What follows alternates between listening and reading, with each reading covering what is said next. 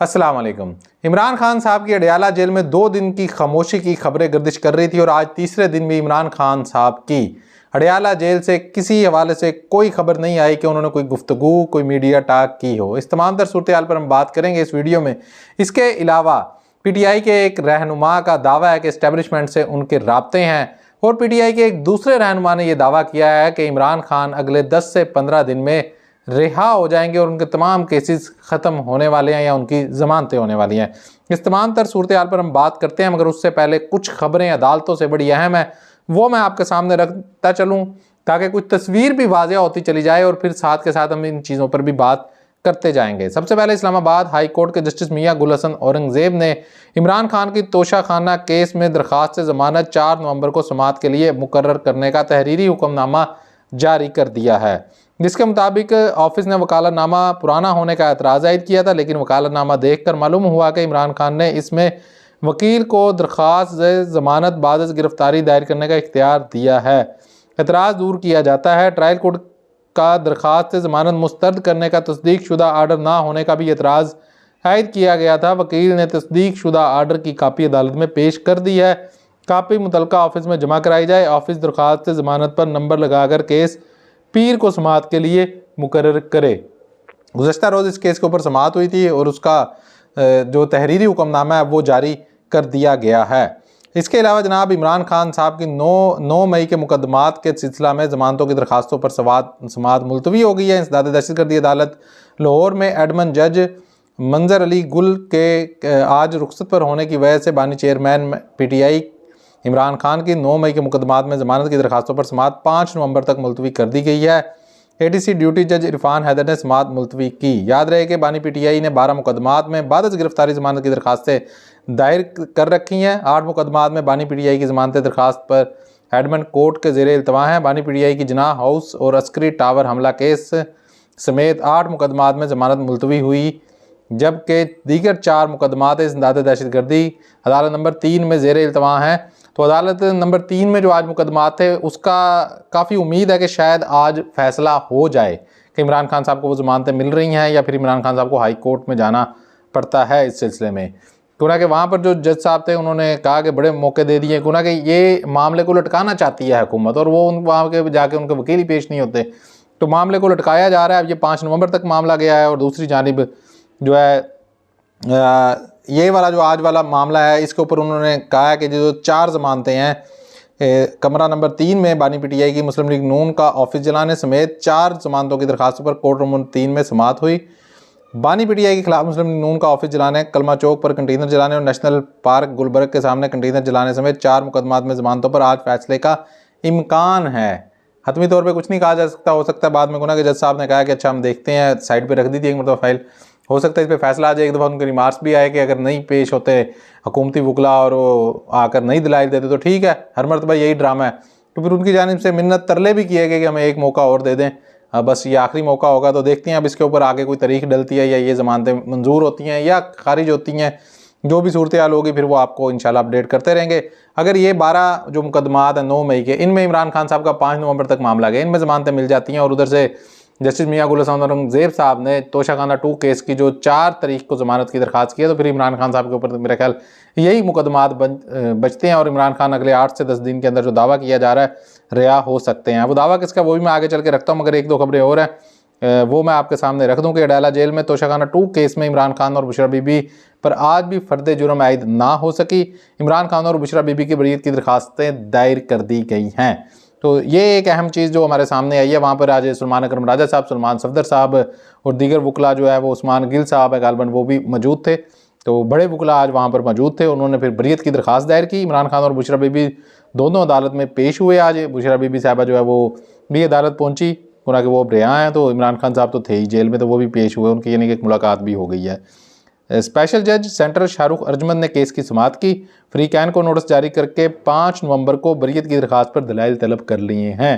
FIA की team ने इसकी मुखालफत की थी, मगर उन्होंने ये दरखास्त कबूल करते हुए 5 नवंबर को इस पर दलाइल तलब कर लिए हैं। 5 नवंबर को इसके ऊपर दलाइल होते हैं और 4 को अगर इमरान खान साहब की इस मुकदमे में ज़मानत हो जाती है तो फिर सिनेरियो चेंज हो सकता है। फिर वो 12 मुकदमा जो 9 मई वाले हैं वो रह जाएंगे, उनके अंदर भी किसी भी रोज़ हम सुन सकते हैं कि ज़मानत हो जाएगी।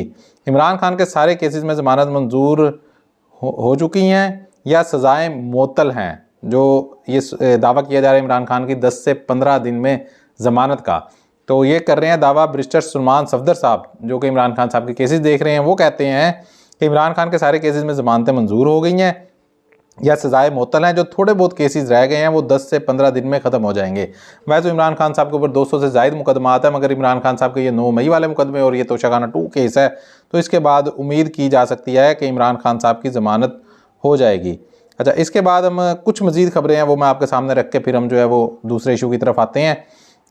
MNA तनवीर असलम राजा और उस्मामा ताहिर की थाना न्यू टाउन और थाना सिटी में दहशतगर्दी के 2 मुकदमात में ज़मानत मंजूर हो गई है और थाना वारिस खान के मुकदमे में समाअत 5 नवंबर तक मुलतवी हो गई है। इस वजह से रिहाई जो है वो उस्मामा ताहिर साहिबा और तनवीर असलम साहब जो हैं MP हैं, इनकी मंजूर नहीं, मतलब कि रिहाई मुमकिन नहीं हो सकी। वैसे इनकी 2 मुकदमात में ज़मानत हो गई है, 1 में अब रह गई है। तो ये वो 4 नवंबर 5 नवंबर वाले जो एहतजाज था उसके सिलसिले में इनकी गिरफ्तारी हुई थी। इज़दाद दहशतगर्दी अदालत लाहौर ने 9 मई जलाओ गिराव के मुकदमात में मुराद सईद, मियाँ असलम इकबाल, मियाँ हमाद अज़हर, फ़रत अब्बास समेत दीगर के नाकाबिले वारंट गिरफ्तारी जारी करती है। अदालत ने वासा क़यूम, मुराद सईद, ज़ुबैर नियाज़ी, हामिद रज़ा गिलानी के नाकाबिले ज़मानत वारंट गिरफ्तारी जारी। अदालत ने 7 नवंबर तक मुलज़मान को गिरफ्तार करके पेश करने का हुक्म दे दिया। अदालत ने थाना गुलबर्ग समेत दीगर तमाम मुकदमात में वारंट गिरफ्तारी जारी कर दिए हैं। तो यानी कि मुश्किलात बिल्कुल कम नहीं हो रही। जजेस तैनाती वाला जो मामला है, आइनी बेंचेस की तश्कील और हाई कोर्ट के जज की कारकर्दगी का जायजा लेने के लिए 26वीं आइनी तरमीम के तनाजुर में कायम जुडिशल कमीशन ऑफ पाकिस्तान के लिए सेनेट से फ़रूक एच नायक यानी कि हुकूमती, और जो PTI के होंगे वो शिबली फराज यानी कि अपोजिशन के, और कौमी असम्बली से जो अपोजिशन के उमर अयूब, और हुकूमत के नून लीग के शेख आफ्ताब। जबकि ख़तून की नशिस्त पर जो कि स्पीकर ने ख़ुद अपनी तरफ से नाम दिया वो रोशन खुर्शीद है, यानी कि एक ख़तून है, ये जारी बात है कि नून लीग की हैं, के नाम कमीशन को भिजवा दिए गए हैं। इन 5 नामों के अलावा 13 मेंबरान में अटार्नी जनरल, वज़ीर कानून, चीफ जस्टिस, 3 सुप्रीम कोर्ट के सीनियर 3 जजेस कमीशन के मेंबर होंगे और एक आइनी बेंच का सीनियर जज कमीशन का मेंबर होगा। आइनी बेंच तो अभी बना नहीं है। बहरहाल ये सूरत हाल होगी। इसके अंदर अक्सरियत जो है वो हुकूमत को हासिल है, क्योंकि हुकूमत ने जो अब 5 लोग नए शामिल किए हैं, इसके अंदर उनमें से भी 3 हुकूमत के हैं, तो वहाँ से भी एक अपना इजाफी ले लिया। उसके अलावा जो अटार्नी जनरल है वो भी उनका होगा, वज़ीर कानून भी उनका हो गया। तो इस तरह जो ये 5-6 नाम तो उन्होंने पहले ही अपने बुक कर लिए ना, तो एक आधा जज अगर उनकी साइड पर आ जाएगा तो मामला उनका हल हो जाएगा और वो अपनी मर्ज़ी के जजेस को आईनी अदालत के अंदर सुप्रीम कोर्ट ऑफ पाकिस्तान के अंदर ला सकेंगे। मगर एक बात याद रहे कि ये जजेस कोई ऐसा नहीं है कि बाहर से उठाकर किसी जजेस को लगा दिया जाएगा। ये हाई कोर्ट के अंदर जो दस्तयाब जजेस हैं उन्हीं के अंदर से ही उठाकर उनको सुप्रीम कोर्ट में लेकर जाना है। तो कितने एक अपनी मर्ज़ी के जजेस ला सकते हैं, और सुप्रीम कोर्ट में आने के बाद क्या वो जजेस जो हैं वो उस तरह गुलामी करेंगे शरीफ ख़ानदान की जिस तरह काजी फैज़ ऐसा करते रहे हैं। तो ये अपनी जगह के ऊपर एक सवालिया निशान है। बहरहाल इसके अंदर अभी आगे क्या होता है, अगला हफ्ता जो है वो इस हवाले से काफ़ी ज़्यादा खबरों की जीनत बनने वाला है। बलूचिस्तान बार कौंसिल और बलूचिस्तान बार कौंसिल और Balochistan high court bar association के बाद Lahore high court bar association ने भी 26वीं आइनी तरमीम को सुप्रीम कोर्ट में चैलेंज कर दिया है। सुप्रीम कोर्ट से 26वीं आइनी तरमीम को गैर आइनी करार देने की इस्तदा आइनी बेंच बनने से पहले तमाम इख्तियारात सुप्रीम कोर्ट के पास ही होंगे।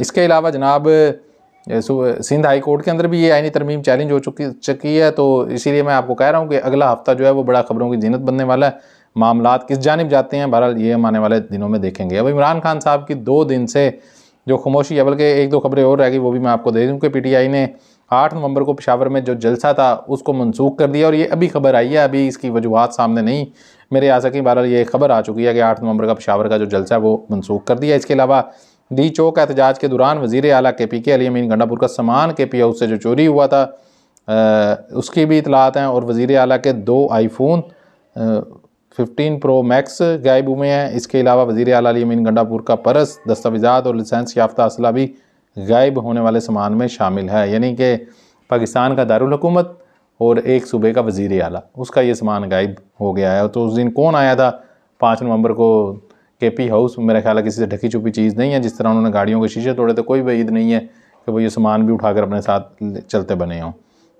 इमरान खान साहब के हवाले से खबर आ रही थी कि इमरान खान साहब गुज़श्ता 2 दिन से खामोश हैं, और आज भी इमरान खान साहब के वकुला ने या इमरान खान किसी मीडिया ने कोई खबर अब तक, जब ये मैं वीडियो रिकॉर्ड कर रहा हूँ 3 बजे के बाद का वक्त है, ये कोई ऐसी खबर, कोई ऐसी चीज़ हमारे सामने नहीं आई कि आज इमरान खान साहब ने अदालत में क्या कहा, क्या गुफ्तगू की, अपने वकला से क्या कहा, अदालत में रोस्टम पर जाकर क्या कहा, मीडिया से क्या गुफ्तगू की, ऐसी कोई चीज़ गुज़श्ता 3 दिन की 3 समातों में हमारे सामने नहीं आई। हालांकि इमरान खान साहब डेली गुफ्तगू कर रहे थे। इसको अब 2 तनाजुर में देखा जा सकता है। पहला, इमरान खान साहब के वकील उस वक्त जो अली इजाज भुट्टर साहब गए थे और उन्होंने आकर पूरी तफसील बताई थी कि मीडिया, और उन्होंने कहा कि मैंने वहाँ पर खड़े होकर कहा था कि मीडिया आपकी गुफ्तगू रिपोर्ट नहीं कर रहा, आप जो यहाँ पर मीडिया से गुफ्तगू करते हैं वो आजकल बाहर रिपोर्ट नहीं हो रही। उसकी वजह यह है कि जो पहले साकिब बशीर जैसे और बड़े अच्छे अच्छे सहाफ़ी अंदर चले जाते थे उनको अब रसाई नहीं है, और अब कठपुतली सहाफ़ी या इस तरह के सहाफ़ी जिनको जिस तरह मर्जी रिमोट कंट्रोल से कंट्रोल किया जा सके, इस तरह के सहाफ़ी अंदर जाते हैं। वो इमरान खान साहब से गुफ्तगू तो कर लेते हैं मगर बाहर आकर वो उसको बिल्कुल भी रिपोर्ट नहीं करते। तो ये चीज़ तो हमारे सामने आ चुकी थी गुज़श्ता 4-5 दिन पहले से। अली इजाज भट्टर साहब ने जब ये तमाम तर इमरान खान साहब की गुफ्तगू के मीडिया ने रिपोर्ट नहीं की और उन्होंने वो रिपोर्ट कर दी अपने ट्विटर अकाउंट के ऊपर, और वहाँ से फिर सब ने उसको रीट्वीट किया, किसी ने कॉपी पेस्ट किया, जो भी था वो सारे ट्विटर के ऊपर फैल गई। तो फिर अली इजाज भट्टर साहब को भी अगले दिन अडियाला जेल के अंदर नहीं जाने दिया गया था। अब एक आप इस तनाजुर के अंदर देख लें कि जब इमरान खान साहब ने ये देख लिया कि इन मीडिया वालों से बात करने का क्या फ़ायदा जिन्होंने बाहर जाके मेरी खबर ही नहीं देनी, तो हो सकता है कि इमरान खान साहब इस वजह से खामोश होकर बैठ गए हों भी इनसे बात करने का क्या फ़ायदा, जिसने बाहर जाके रिपोर्ट ही नहीं करना।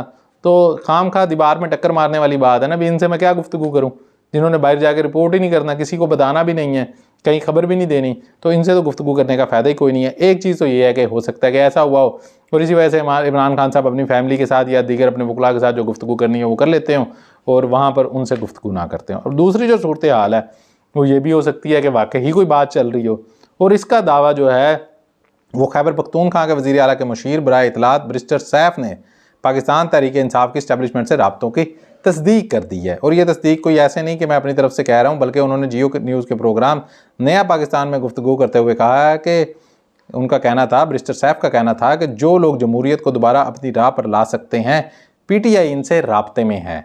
इन्होंने कहा कि हमारी कोशिश है इस्टेब्लिशमेंट समेत तमाम फ्रीकैन से PTI की अंडरस्टैंडिंग हो ताकि बानी PTI और दीगर रहनुमा रिहा हो सके, मगर PTI का हदफ डील नहीं है।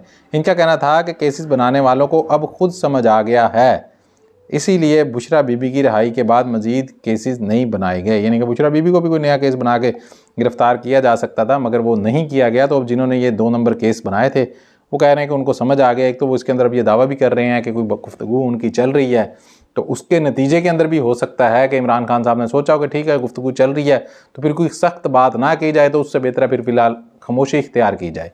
दूसरा पहलू इस खबर का ये भी हो सकता है कि जो इमरान खान साहब 3 दिन से गुफ्तगू नहीं कर रहे, और इसी के तनाजुर के अंदर हो सकता है फिर सलमान सफदर साहब ने यह दावा भी किया हो कि इमरान खान साहब की रिहाई हो जाएगी। वैसे सलमान सफदर साहब का ये दावा पहली मरतबा नहीं है, पहले भी कई मरतबा हुआ, फिर इमरान खान साहब को नए किसी मुकदमे में झगड़ दिया जाता है।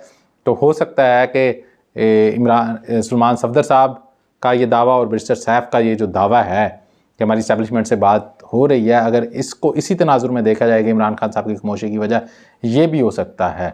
मगर मुझे नहीं लगता कि इमरान खान साहब इस वजह से खामोश होंगे। मेरा ख्याल ज़ाती यही है कि ऐसे मीडिया वालों से बात करने का कोई फ़ायदा नहीं है जो बाहर आके रिपोर्ट ही नहीं करते, और इमरान खान साहब की खामोशी की एक वजह ये भी हो सकती है। बहरहाल इस हवाले से जो भी अपडेट मिलेंगी मैं इंशाल्लाह आपके साथ शेयर करता रहूँगा। मिलते हैं अगली वीडियो में, अपना ख्याल रखिएगा। अल्लाह हाफिज़।